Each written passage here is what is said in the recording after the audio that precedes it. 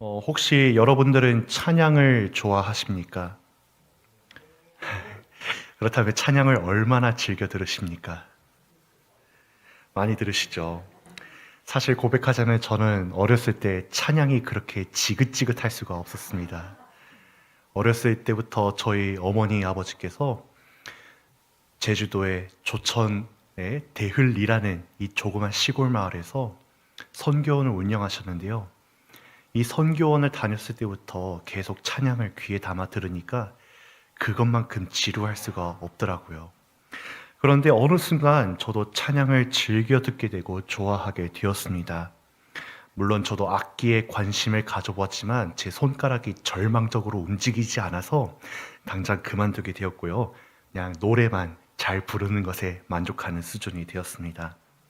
그런데 찬양을 부르든지 악기를 다루든지 우리는 개 이름을 알아야 노래나 악기를 정확하게 부를 수 있고 또 그것을 정확하게 다룰 수 있습니다.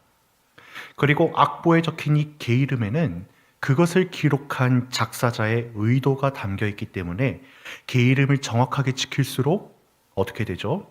그의 의도대로 감정을 실어서 노래를 부르거나 그가 의도한 이 공간의 느낌을 그대로 전달할 수 있습니다.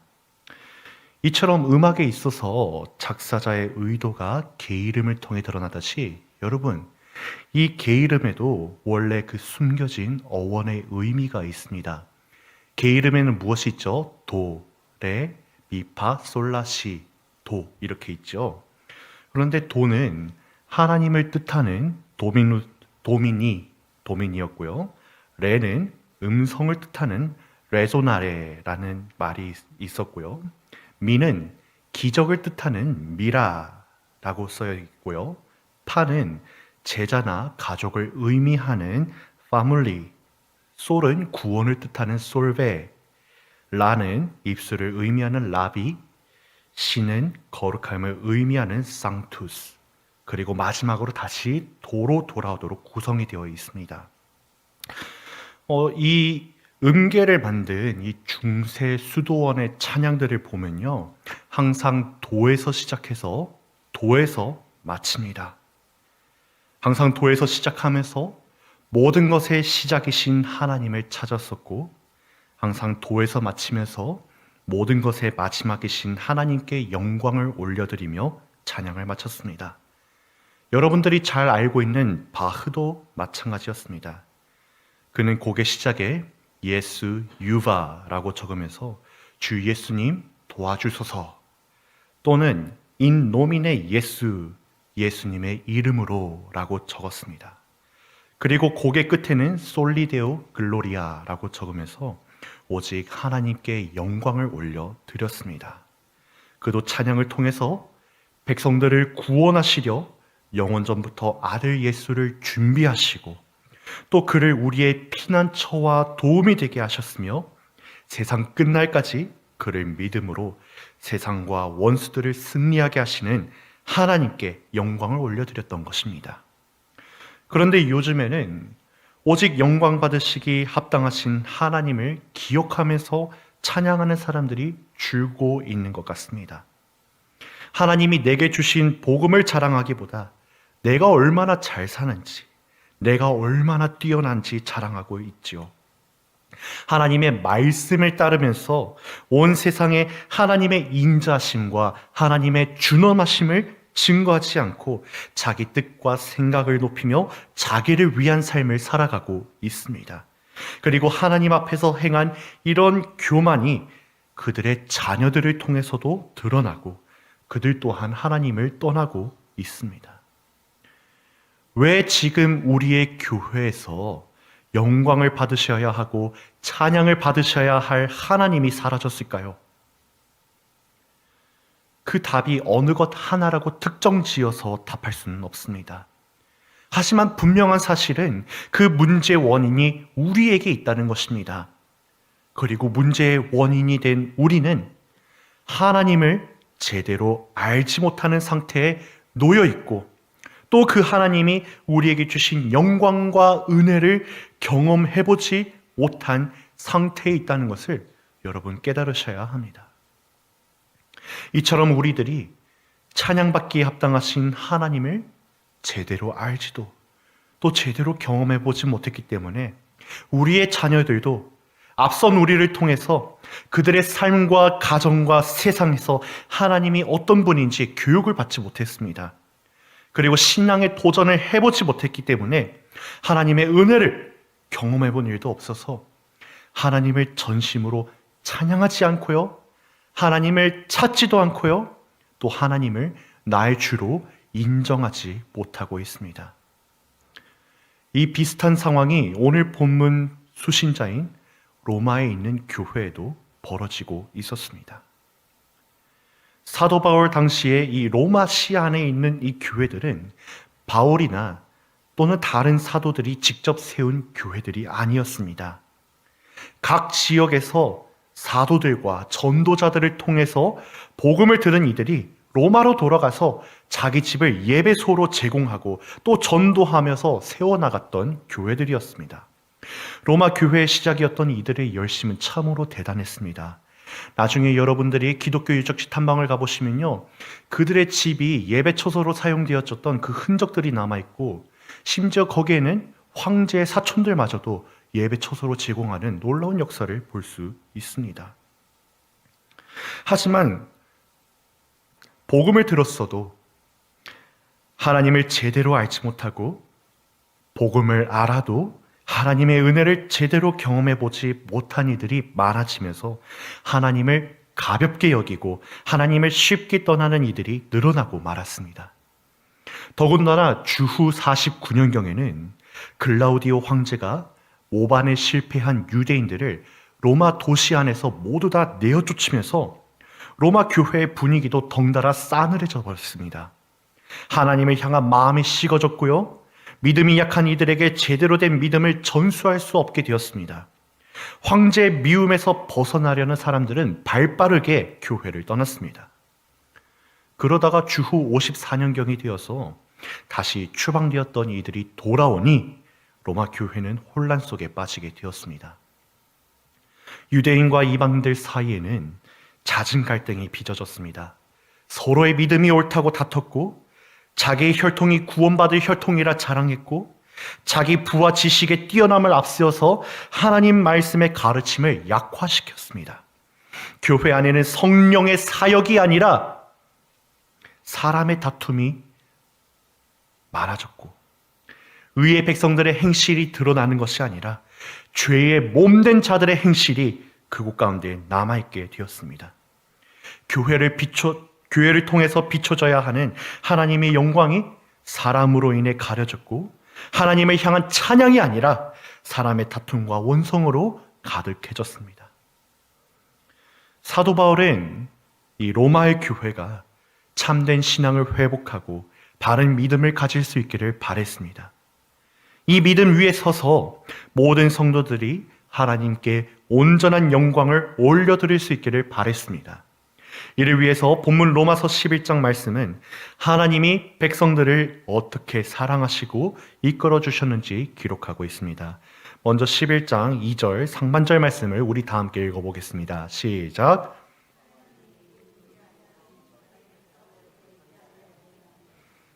그렇습니다. 아닙니다. 2절 상반절입니다. 하나님이 그 미리 아신 자기 백성을 버리지 아니하셨나니 라고 기록되어 있습니다. 이 말씀을 자세히 들여다보시기 바랍니다. 미리 안다는 것은 하나님은 자기 백성과 백성이 아닌 자를 이미 구별하셨다는 말입니다. 그리고 버리지 아니하다는 말도 한번 자세히 보시기 바랍니다. 이 말씀은 심판을 받지 않을 백성들을 이미 구별하셨고, 심판을 받을 자들이 이미 하나님께 심판을 받았다는 말씀입니다. 그렇다면 누가 하나님이 미리 하신 백성들이며 누가 심판을 벗어난 자들입니까? 바로 하나님의 은혜로 택함과 부르심을 받아 복음의 진리를 믿고 따르는 자들입니다. 그런데 원래 하나님의 백성으로 심판을 벗어난 자들은 이스라엘 민족이 아니었습니까? 하나님은 그들과 언약을 맺으시면서 그들이 하나님께서 주신 말씀과 규례와 법도를 지켜 행하면 하나님은 그들의 왕이 되어 주시고 그들은 하나님의 백성이 될 것이라 약속하셨습니다. 이스라엘 민족은 수천 년간 하나님과 맺은 언약을 따라서 열방 가운데 하나님의 백성들로 살아왔습니다. 하지만 하나님께서 신실하게 언약을 지키시는 중에 이스라엘 민족은 믿음으로 서지 않았습니다. 하나님이 왕이 아니라 그들이 사랑하는 것들이 왕이 되었고 하나님의 말씀과 규례와 법도가 그들의 삶의 기준이 되는 것이 아니라 그들의 욕망과 정욕과 세상의 관습이 그들의 규칙이 되고 법이 되었습니다. 그래서 로마서 11장 7절 말씀은 이렇게 말합니다. 그런즉 어떠하냐? 이스라엘이 구하는 그것을 얻지 못하고 오직 택하심을 입은 자가 얻었고 그 남은 자들은 우둔하여 졌느니라. 여기 기록된 우둔한 자들은 혼미한 심령과 보지 못할 눈과 듣지 못할 귀를 가지게 되었습니다. 그리고 그 빈 자리가, 그리고 그들이 얻은 구원의 자리가 이방인들이었던 우리에게 이르게 되었습니다. 오늘 본문인 로마서 11장의 말씀은 이처럼 하나님의 은혜로 택함과 부르심을 받아 복음의 진리를 믿고 따르는 우리 보고 참 감람나무 가지에 접붙임을 받아 뿌리에서 양분을 얻고 자라는 돌 감람나무 가지들이라고 말하기도 합니다. 그런데 우리가 이런 부르심을 받았다고 해서 이스라엘과 비교해서 낮고 천한 자들입니까? 결코 그렇지 않습니다.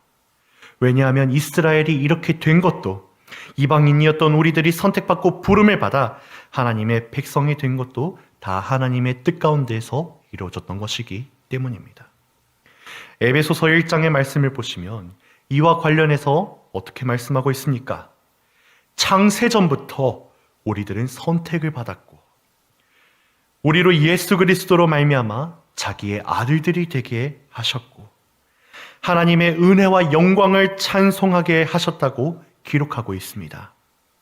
그리고 이것은 때가 찬 경륜을 위하여 예정하신 것으로 하늘에 속한 신령한 복이라고 가르쳐주고 있습니다.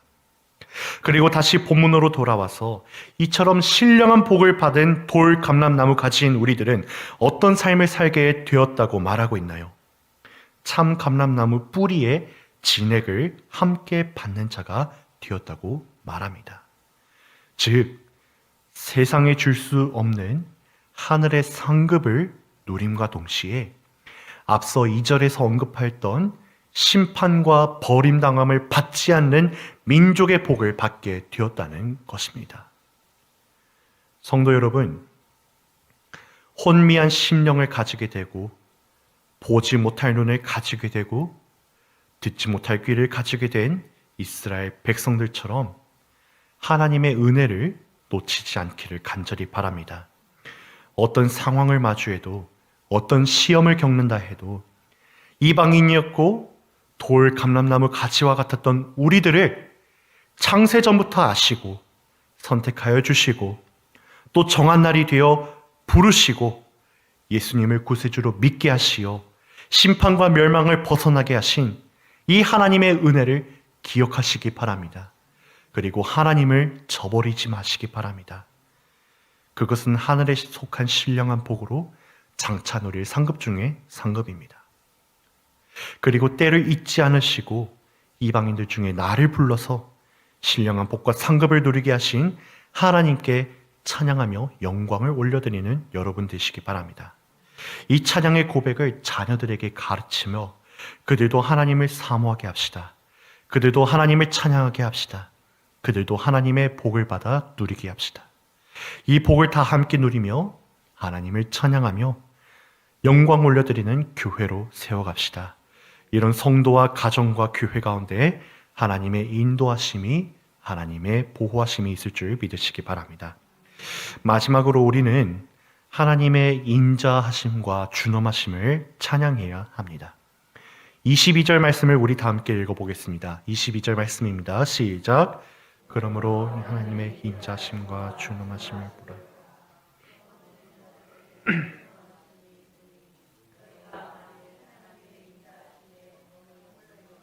그 인자가 너희에게 있으리라.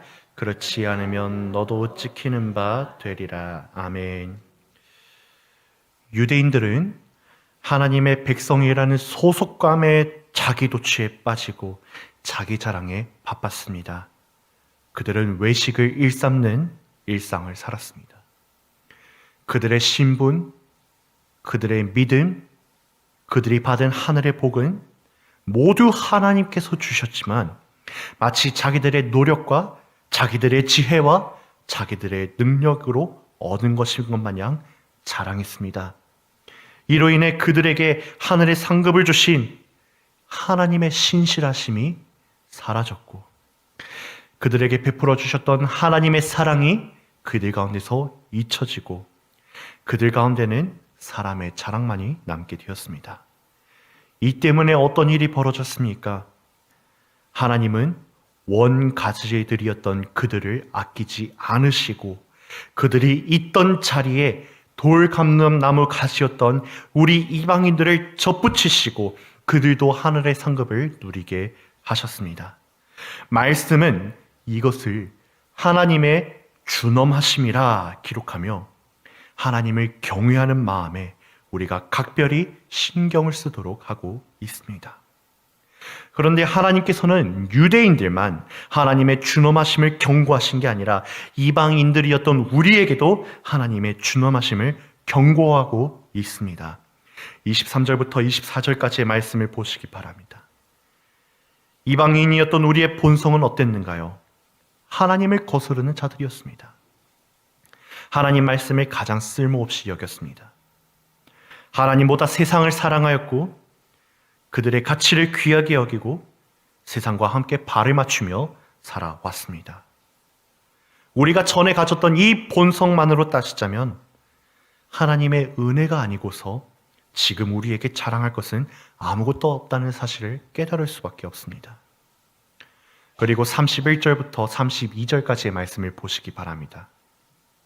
하나님께서는 더 확실한 경고를 이 말씀을 통해 우리에게 주십니다. 이와 같이 이 사람들이 순종하지 아니하니 이는 너희에게 베푸시는 긍휼로 이제 그들도 긍휼을 얻게 하려 하심이라. 하나님이 모든 사람을 순종하지 아니하는 가운데 가두어 두심은 누구에게 긍휼을 베풀려 하심이라고 나와 있죠? 모든 사람에게 긍휼을 베풀려 하심이라 라고 경고하고 있습니다. 하나님은 이 모든 세상 가운데 역사하시면서 하나님을 찾고 하나님을 순종하는 자들을 부르십니다. 그러나 하나님을 찾지 아니하고 하나님을 떠나고 하나님의 은혜를 더 이상 신뢰하지 아니하는 자에게는 하나님의 긍휼하심은 떠납니다. 물론 정하신 때와 계획을 따라서 하나님께서 하실 일이지만 우리가 혹시나 그 순종하지 아니하는 자들 가운데 있지 아니한지 염려하고 두려워해야 하지 않을까요? 우리는 더 겸손히 하나님을 찾아야 할 것입니다. 우리는 더 겸손히 하나님의 은혜에 감사하며 영광을 올려드리고 하나님을 자랑해야 할 것입니다. 우리에게 만약에 사람의 자랑만이 남아있다면 하나님은 그것을 기뻐하지 아니하시고 다른 이들을 찾으실지도 모르겠습니다. 말씀을 정리하겠습니다. 우리 모든 세대는 하나님의 은혜를 분명히 알고 있어야 합니다. 또한 하나님께서 우리에게 어떤 역사를 베푸셨는지 기억해야 합니다. 우리는 그 은혜와 또한 그 경험을 통하여서 영광받기에 합당하신 왕이신 하나님을 찬양해야 합니다. 그가 나를 사망에서 건지시고 하늘의 상급을 주셔서 세상과 구별해 주시고 또한 나를 이 땅의 사람들과 같이 살게 하지 아니하시고 하늘의 상급으로 기쁨과 즐거움을 누리게 하심을 목소리 높여서 증거해야 합니다. 이처럼 하나님만 높이며 하나님의 은혜를 세상 만방 가운데 찬양하며 전하는 겸손한 성도 여러분들이 될 때 하나님께서 우리 모든 주의 백성들을 기쁨으로 맞이하시고 그 천국에서 영원한 상급을 우리에게 베풀어 주실 것입니다. 오늘 들으신 말씀을 기억하시며 오직 하나님만 높이 기리시고 또한 하나님만을 찾으시고 하나님 앞에서 겸손함으로 하나님만 높이 기리는 우리 모든 성도 여러분들 다 되시기 바랍니다.